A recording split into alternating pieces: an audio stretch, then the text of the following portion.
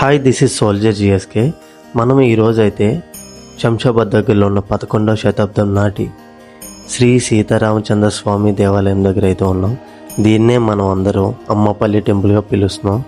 ఇక్కడైతే రాగానే స్టార్టింగ్ ఈ పక్కన పెద్ద గృహ టైప్ ఉంది. అంటే ఇది నాకు తెలిసిండే రథం పెడతారు అనుకుంటా. ఈ ప్లేస్లో రథం పెట్టేది అనుకుంటా. ఇది కన్స్ట్రక్షన్.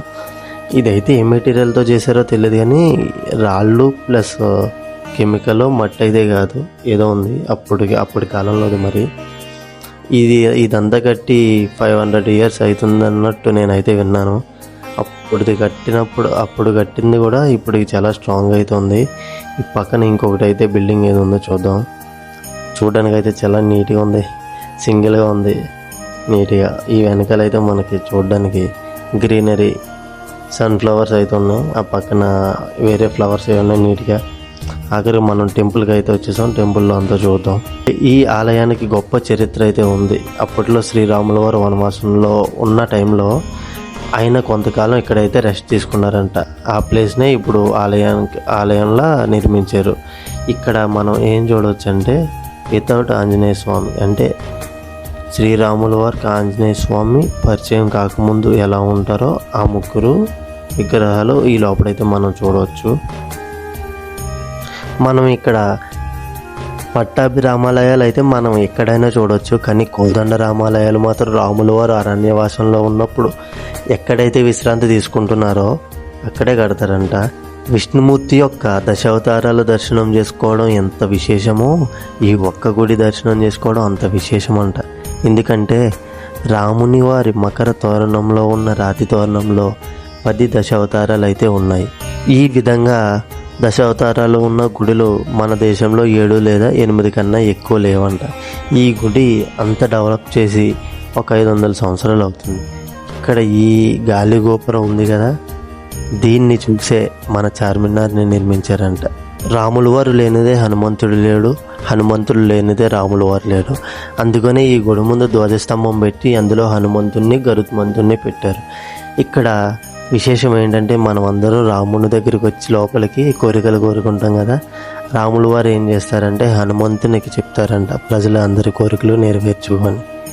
ఇదంతా ఒక విశేషం. అంటే ఈ పక్కన కోనేరు ఉంది చూసారా, ఈ కోనేరుకు ఒక పెద్ద హిస్టరీ అయితే ఉంది. ఇక్కడ సీనియర్ ఎన్టీఆర్ గారి దగ్గర నుంచి జూనియర్ ఎన్టీఆర్ గారి వరకు సినిమాలు అయితే షూటింగ్స్ అయితే జరిగినాయి అంట.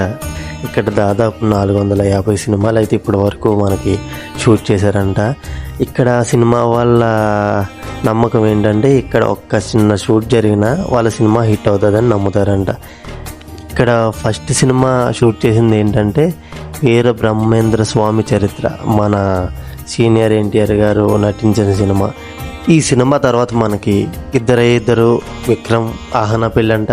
దీని తర్వాత రిక్షా వాళ్ళ దగ్గర నుండి రెబల్ వరకు చాలా సినిమాలు అయితే షూటింగ్ జరిగినాయి అంటే ఇక్కడ నాకు చాలా సినిమాల్లో అయితే ఈ షార్ట్స్ అయితే కనిపించినాయి ఎక్కువ కోనేరు దగ్గర. ఇక్కడ వరకు దీని హిస్టరీ, ఈ గుడి హిస్టరీ మొత్తం అయితే చెప్పాను. ఇక్కడ నుంచి మన ఎక్స్పీరియన్స్ ఎలా ఉందో చెప్తాను. ఇక్కడ స్టార్టింగ్ వచ్చేటప్పుడు అయితే మనకి ఆంజనేయ స్వామి ఈ టెంపుల్కి ఎంట్రన్స్లో, దాన్ని రివర్స్లో రోడ్డుకి అవతల ఆంజనేయ స్వామి పెద్ద విగ్రహం అయితే ఉంటుంది. ఇంక లోపలికి వస్తే స్టార్టింగ్ గుడి ఉంటుంది, రైట్ సైడ్ లెఫ్ట్ సైడ్ కోనేరు ఉంటుంది. స్ట్రైట్గా వస్తే ఫస్ట్ టైం నేను చూపించాను కదా రథం పెట్టే ప్లేస్ అయితే ఉంది. ఇక్కడ నుంచి మన ఎక్స్పీరియన్స్ ఏంటంటే ఇప్పుడు నేను హైదరాబాద్లో ఉన్నానన్న విషయమే మర్చిపోయాను. ఈ చుట్టూ ఈ కట్టడాలు, మధ్యలో కోనేరు, పైన కొబ్బరి చెట్లు, ఈ లొకేషన్ అంతా నాకు ఎలా అనిపిస్తుంది అంటే ఏదో ఒక కేరళలో ఉన్న ఫీలింగ్ అయితే ఉంది నాకు. దీనికి వచ్చేటప్పుడు చాలా ఇబ్బంది పడ్డా ఎండలో, కానీ ఇక్కడికి వచ్చాక మొత్తం సూపర్గా ఉంది ఎక్స్పీరియన్స్ అయితే. వర్త్ అన్నట్టుంది. ఈ వీడియో అయితే ఇక్కడితో ఎండ్ చేస్తున్నా, ఎందుకంటే దీని తర్వాత నేను ముచ్చింతల్లో ఉన్న స్టాచ్యూ ఆఫ్ ఈక్వాలిటీ దగ్గరికి అయితే వెళ్తున్నా. ఇది కలిపే నేను అప్లోడ్ చేద్దాం అనుకున్నా, బట్ డ్యూరేషన్ ఎక్కువైపోతుందని సెపరేట్ చేస్తా. ఇంకొక రిక్వెస్ట్ ఏంటంటే నేను వీడియో తీయడంలో కానీ దానికోసం చెప్పడంలో కానీ ఏమైనా తప్పు చేసి ఉంటే మీరు కామెంట్ సెక్షన్లో నాకు చెప్పండి. నేను దాన్ని నెక్స్ట్ వీడియోలో చేయకుండా రెక్టిఫై చేసుకుంటా. ఇంకొకటి ఏంటంటే ఎలానో నేను సోలో ట్రావెలింగే కదా చేస్తున్నా, నాతో పాటు ఇంకో పర్సన్ రావడానికి అయితే ఛాన్స్ ఉంది. మీలో ఎవరికైనా నాలా ట్రావెలింగ్ చేయాలన్న ఇంట్రెస్ట్ ఉండి చేయలేకపోతున్నట్టయితే నాకు కామెంట్ చేయండి. ఖచ్చితంగా నెక్స్ట్ వీడియోలో మిమ్మల్ని తీసుకెళ్తా. వీక్లీ వన్స్ నేను ఎలానో వెళ్తా, మీరు ఖచ్చితంగా కామెంట్ చేశారని తీసుకెళ్తాను. ఖచ్చితంగా 100% తీసుకెళ్తా. సరే మరి ఉంటా. నెక్స్ట్ వీడియోలో త్వరగా వచ్చేస్తానులే. నెక్స్ట్ వీడియోలో కలుద్దాం. సరే, థ్యాంక్ యూ. జై హింద్. Bye bye.